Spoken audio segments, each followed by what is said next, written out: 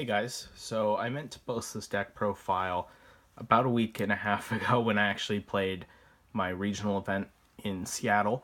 Now, I played BA with Orbital Hydrolander. I went 4-4, which was not the greatest record ever, but I'm satisfied with it to some degree because I haven't played an a real event since WCQ, and since then I've only played like 2 or 3 local tournaments.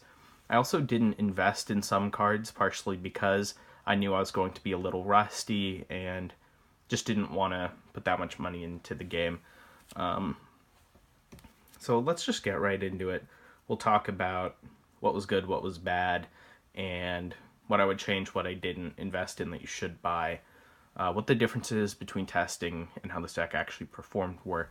So obviously, 2 Orbital Hydrolander. I built the deck around this card. I think it's a very strong card. Part of the reason I don't think I did super well is that I only saw this card once, and it was when I had both of them in my opening hand, and I could summon neither, and that pretty much just lost me that game. This is a 45 card deck. You only see these cards about once every other match, but usually when you do summon it, you win that game. Never really saw it, never summoned it. So there were kind of a lot of easy games that I never really got to have. For our BA counts, 3 Skarm, 2 Libic, 2 Farfa, only 2 for Orbital Hydrolander. I missed the third only about once, so I think it's alright. 2 Barbar, Graf, Seer, Alec, Rubik, Calcab. I am running Virgil for the Rubik. Fairly standard BA count for the Orbital Hydrolander variant. PKs, standard 3 boots, 2 cloak, 1 raggy gloves. So PKs were both good and bad. So what they were good for is searching Fogblade. Having the searchable Fiendish Chain was really good all game. What they were bad for is that they didn't actually end up making that many exceeds for me, which really sucked, and it made it difficult to push for game a lot of the time, or respond to opponent threats with things like Gramples or Breaksword. So you kind of have to play them in the Orbital Hydrolander build, but weren't great. I don't know if I would cut them. I might just cut Orbital Hydrolander and the PKs, but we'll see. Our normal summons are 2 Fiendish and 1 Tour Guide. I really like 3 Fiendish Rhino Warrior, but you only run 2 for Orbital Hydrolander. It's okay. Tour Guide obviously is really good. For non-engine cards, Kumongus and Gameciel, I played Kumongus instead of second Gameciel in case I draw into both. Obviously, Kumongus is only 24, so Dante can get over both of them. So this is the main area where I didn't really invest all the money I should have for a competitive deck. 3 Ghost Ogre, 2 Veiler, Max C. I did not have Ash Blossom, which ended up biting me in the butt a lot. Part of the theory with Burning Abyss is that it's not really that heavily affected by hand traps. So your hand traps are more effective than their hand traps, essentially. But when I'm not playing optimal optimal hand trap lineup, it kind of makes that point moot a little bit. I don't really have the advantage of having superior hand traps so much because I'm missing the best one. Ghost Ogre was really, really bad for me this tournament. If I had to do it over again, I'd actually play 3 Veiler and 2 Ghost Ogre. Veiler was very, very good. I Veilered Alistairs, Candinas, Quick Fixes, those sorts of things that often just kind of ended their turn suboptimally. So that was really, really good the whole tournament. Max C is Max C. For spells, we are playing 2 Desires. I banished both Graf and Seer way too many times, but still play it. This is odd. 2 Cyclone, 2 Twin Twisters. So the number of spell and trap removal cards I ended up parsing it down to and testing is 4, but I didn't know which one I wanted to play 3 of, so I ended up just doing it halvesies. Obviously, if you build BA, you should probably pick one or the other to have 3 of, but it worked out okay. I didn't end up with having multiple Twin Twisters in hand, which is something I really didn't like about it. So, worked out. One Foolish Burial. It's foolish in BA. Dark Hole Raigeki, just board wipe threats. It was pretty good against Pendulum Magicians and Spirals. For traps, just the 3 Fog Blade. It was really good, searching it with Phantom Knights, as I said. This was one of the best cards in my deck, which is why I would be hesitant to cut the Phantom Knights, but, you know. Extra deck. Beatrice, because it's Beatrice. I wish we had multiples. 3 Dante. 2 Break Sword. Nightmare Shark. Never made Nightmare Shark, but in testing comes up a lot.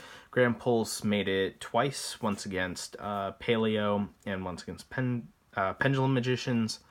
Virgil made it once. Pilgrim. People tried to beat over Beatrice a lot, or Raigeki her. She got Raigeki'd like twice, which was weird.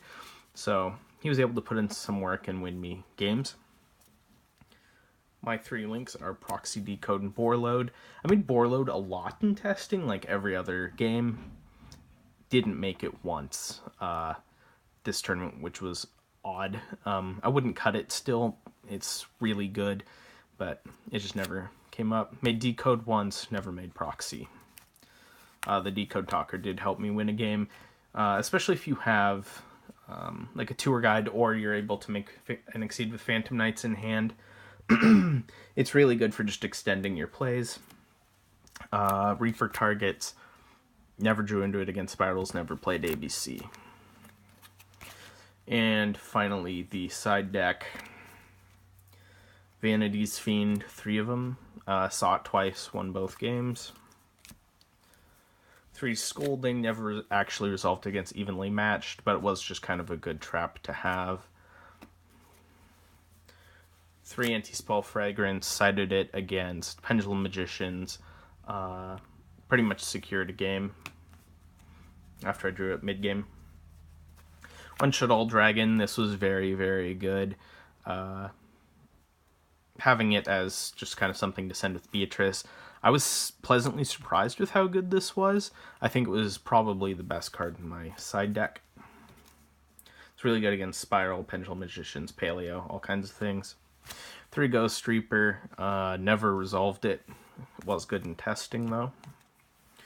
And 2D Barrier, I called Fusions against Invoked once, and it was alright. So that's the deck.